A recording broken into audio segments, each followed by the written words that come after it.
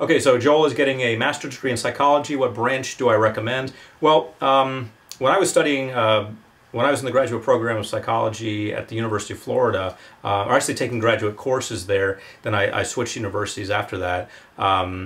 You had to pick a path. You didn't just get a master's degree in psychology. You had to do cognitive, in which you study with a cognitive psychologist, or behavioral, in which you study with a behaviorist, or counseling, in which you study in the counseling program. So there wasn't just a graduate master's degree in psychology.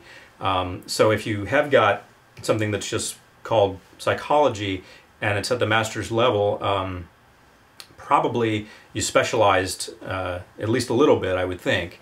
But in the absence of that, my favorite is cognitive psychology. That's my favorite flavor of psychology. That's where you get into testing things, what works, what doesn't. You get into speed efficiency trade-offs. You can work with a baseball player and they can swing more quickly, but does that cut down on their efficiency?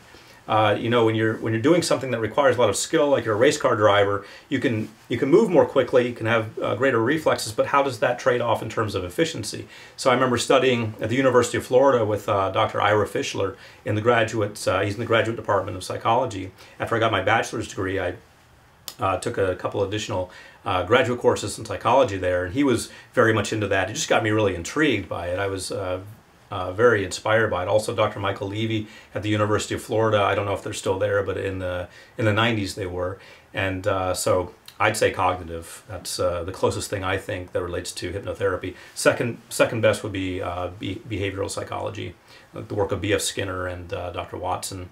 Not to be confused with Sherlock Holmes' sidekick, actual Dr. Watson, who did some research in behavioral psychology.